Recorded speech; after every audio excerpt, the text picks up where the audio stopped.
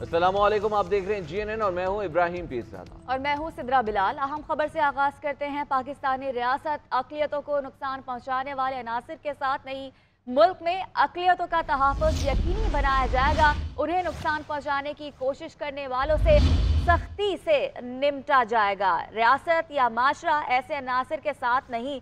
निगरान वज़ीर आज़म अनवारुल हक काकड़ का दो टोक ऐलान सामने आ गया। उन्होंने कहा कि वफाकी काबीना के पहले इजलास से खिताब करते हुए बोले कि इंतहा पसंदी किसी भी शक्ल में हो, उसकी हौसला शिकनी की जाएगी। इंतशार हो तो किसी किस्म का हुकूमती निज़ाम नहीं चल सकता। रूल ऑफ लॉ से ही कानून की हुक्मरानी आएगी। हम कानून की हुक्मरानी पर समझौता नहीं होने देंगे।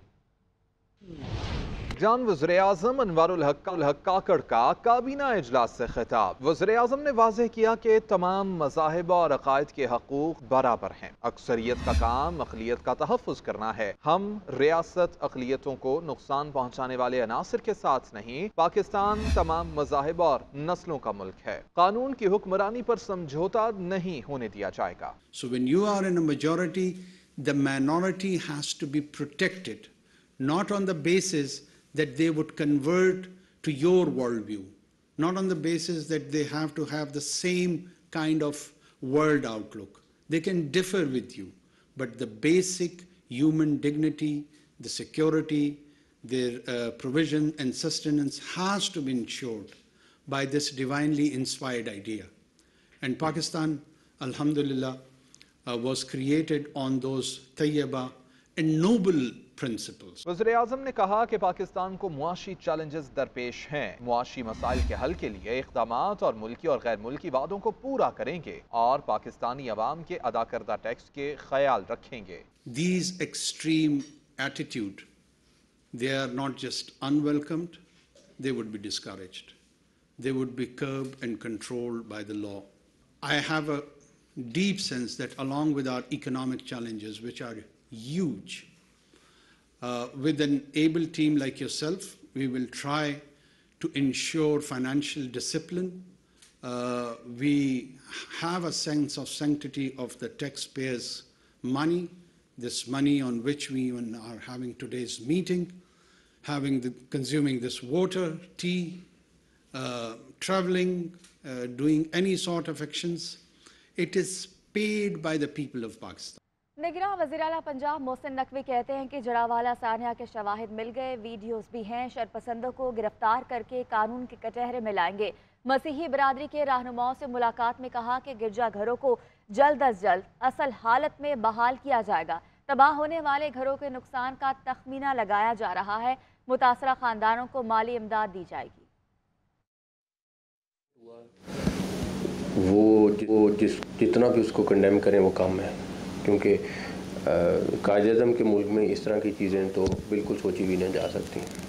कोशिश पूरी कर रहे हैं कि संडे तक, वरना कुछ चर्चेज़ जो नहीं हो सकेंगे वो अगले 1-2 दिन के अंदर हम करा लेंगे, लेकिन मंडे ट्यूसडे तक हम सारे चर्चेज़ को रिस्टोर कराएंगे। एक चीज़ इस इंसिडेंट के बाद हुई है कि जितने मुस्लिम स्कॉलर्स हैं उन्होंने सब ने इसको कंडेम किया है। ये हमारा एक बड़ा सानिया है और हम इसमें जो इन्वॉल्व है, इनके पास एविडेंसेस भी आ गई हैं, वीडियोस भी आ गई हैं, सारा कुछ है। हम इंशाल्लाह हर एक को अरेस्ट करेंगे जो जिम्मेदार है, जो उसमें इन्वॉल्व है।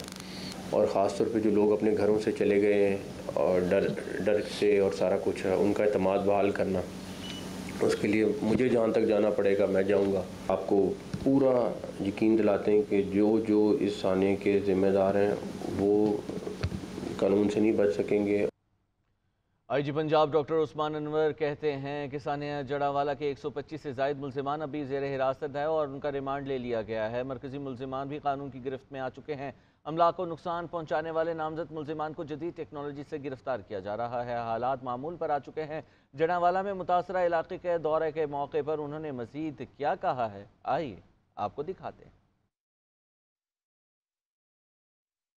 कमिश्नर साहब 3 दिन से यहाँ पे हैं। हम भी परसों रात यहाँ पे से सुबह गए हैं और कल हमने वहाँ पे और आज हमने जो है वो सुबह से लेके हमने ईसाई रहनुमाओं से, मुसलमान क्लरिक से और मुसलमान रहनुमाओं से और जो हमारे मजहबी लीडर हैं उनसे बात की है। हर बंदा बड़ा एग्रीव्ड है, बड़ा परेशान है इस बात के ऊपर। और इसमें जो है 2 एंगल्स हैं। एक है जो पर्चा दर्ज हुआ है तौहीने कुरान शरीफ का या ब्लास्फेमी का, उसकी तफ्तीश अलग हो रही है, दोनों मरकज़ी मुल्ज़िम पुलिस के पास है। और उसके बाद उनके मुख्तलिफ चीज़ें के साथ उनको वेरीफाई किया जा रहा है। उसके लिए कानून अपनी तरफ से हरकत में है। उसके लिए हम जियो फेंसिंग से, हमारे पास आर्टिफिशियल इंटेलिजेंस के सॉफ्टवेयर हैं, नादरा के पास सिस्टम्स हैं, जो वीडियोस मौजूद हैं, जो कैमरा सिस्टम में तस्वीरें आई हैं, जो ह्यूमन इंटेलिजेंस है, जो व्हाट्सएप के ग्रुप्स हैं इनके, जो उनके फेसबुक की पोस्ट हैं, और जो उनके तमाम वो चीज़ें इसके जरिए हम इंशाल्लाह ताला कार्रवाई करें। इसमें कोई ऐसी सीक्रेट बात नहीं है, क्योंकि हम ये पहले भी करते आए हैं। यहाँ पहले लोग पाकिस्तान बनने के बाद से रह ही रहे हैं ना, हमें जितनी जल्दी वो माहौल वापस लेके आए वो ज़रूरी है। हमारी कामयाबी होगी कि जितना भी हम डेवलप कर सकें, संडे की सर्विस यहाँ पे ज़रूर हो और मुकामी लोग खुद पुलिस के साथ मिलकर इसको प्रोटेक्ट करें। निगरान वज़ीर आला सिंध मकबूल बाकिर ने अपनी काबीना पर मुशावरत मुकम्मल करते हुए नामों को हतमी शक्ल दे दी। 10 रुकनी निगरान काबीना आज हल्फ उठाएगी। हमीद सुमरो की रिपोर्ट देखिए। सिंध की निगरान काबीना पर मुशावरत मुकम्मल, वजीर आला ने नामों को हतमी शक्ल दे दी। ज़राए के मुताबिक सिंध की 10 रुकनी काबीना कल हल्फ उठाएगी, जिसमें डॉक्टर साद न्याज, मिसराना Hussain, doctor Junaid Ali Shah, brigadier retired Haris Nawaz, Mubeen Jumani शामिल होंगे। इसके अलावा यूनुस डागा, खुदा बख्श मरी को भी काबीना में शामिल करने का फैसला किया गया है। ज़राए के मुताबिक ब्रिगेडियर रिटायर्ड हारिस नवाज और डॉक्टर जुनेद अली शाह को अहम महकमे दिए जाएंगे, जबकि मुबीन जुमानी को भी 2 महकमे मिलने का इम्कान है। इसके अलावा सिद्दीक मेमन और अहमद शाह के नामों पर भी गौर किया जा रहा है। मकबूल बाकिर का मीडिया से गुफ्तगू में कहना था कि सिंध काबीना मुख्तसर होगी, जिसकी तश्कील मरहला वार की जाएगी। कोशिश हमारी ये होगी कि बहुत तवील केयरटेकर गवर्नमेंट ना हो, और ये भी कोशिश यकीनन है कि बेहतर से बेहतर लोगों को चुना जा सके। उसमें सलाह मशवरे भी जारी हैं, मुलाकातों का सिलसिला भी इंशाल्लाह अब आगे बढ़ेगा। ज़राए के मुताबिक सिंध की काबीना मुकम्मल गैर जानबदार और सूबे के अवाम के वसीतर मफाद में काम करेगी, जिसमें बेदाग माजी, तालीमी और पेशा वराना काबिलियत का खुसूसी ख्याल रखा गया है। हमीद सोमरो, GNN कराची। गवर्नर खैबर पख्तूनख्वा हाजी गुलाम अली ने निगरान वज़ीर आला की जानिब से निगरान सूबाई काबीना की समरी की मंजूरी दे दी है। काबीना में 9 वज़रा, 2 मुशीर और 1 मुअव्विन खुसूसी शामिल है। खबरों के सिलसिले को आगे बढ़ाते हुए अपने नाज़रीन को बताया, निगरान हुकूमत के आते ही ब्यूरोक्रेसी में आला सतह पर तकर्रुर और तबादले हुए हैं। मुतअद्दिद वजारतों के सेक्रेटरीज को तब्दील कर दिया गया है। एडमिनिस्ट्रेटिव सर्विसेज ग्रेड 22 के कामरान अली अफजल सेक्रेटरी काबीना तैनात कर दिए गए हैं, जबकि ग्रेड 21 के एडिशनल सेक्रेटरी काबीना division Sajid Baloch special secretary काबीना डिवीजन बना दिए गए हैं। सेक्रेटरी इंचार्ज वजारत science and technology Abdullah Khan Sumbal को एडिशनल सेक्रेटरी इंचार्ज वजारत दाखिला तैनात कर दिया गया है।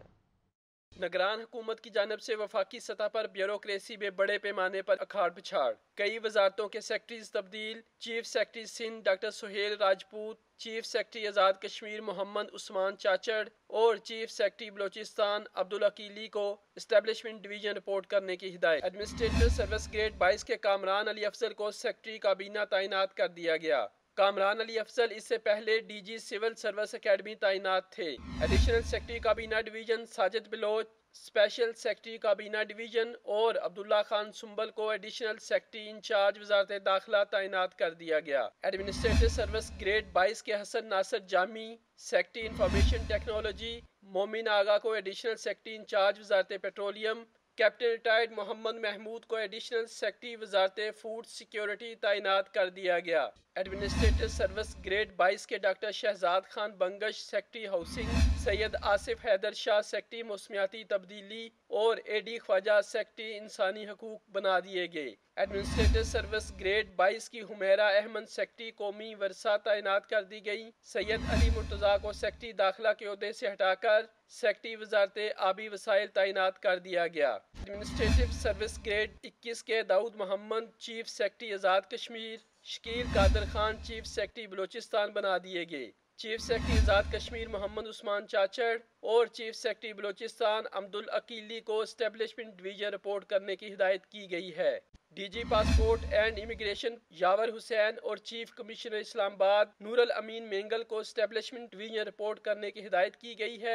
ग्रेड 20 के कैप्टन रिटायर्ड अनवारुल हक को चीफ कमिश्नर इस्लामाबाद तैनात कर दिया गया है। एस्टेब्लिशमेंट डिवीजन ने तकर्रुर तबादले के नोटिफिकेशन जारी कर दिए हैं।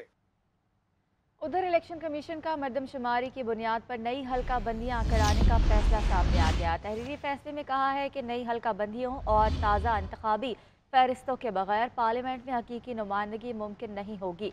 वोटर लिस्ट अपडेट करना भी ज़रूरी है। पाकिस्तान बार कौंसिल ने 90 दिन में इंतखाबात ना कराने पर तहरीक शुरू करने का ऐलान कर दिया।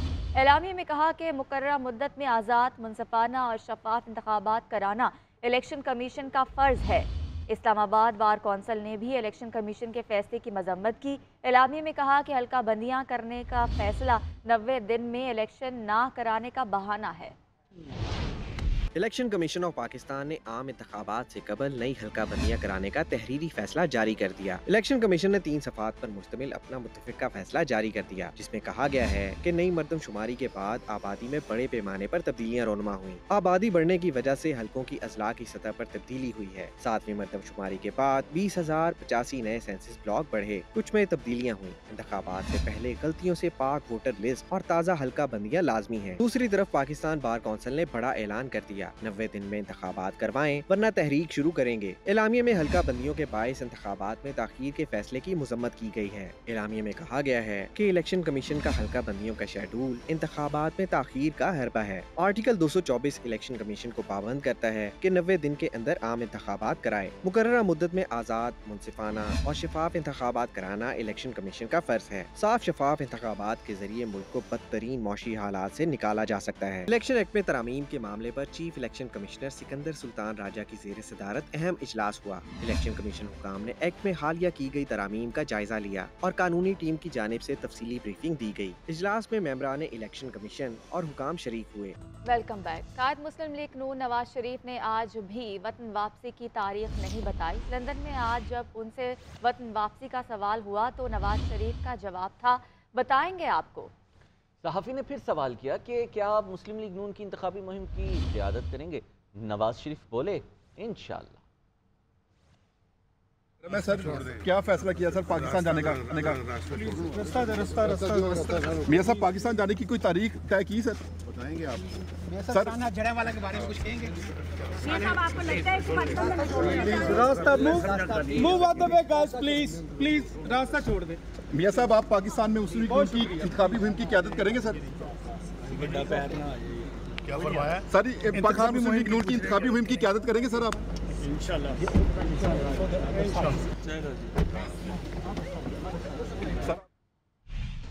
नौजवान तैयारी कर लें, नवाज शरीफ जल्द आपके दरमियान होंगे। मुस्लिम लीग नून की चीफ ऑर्गेनाइजर मरियम नवाज कहती हैं कि फितना पार्टी ने नौजवानों के जहनों में सिर्फ नफरत और इंतशार पैदा किया।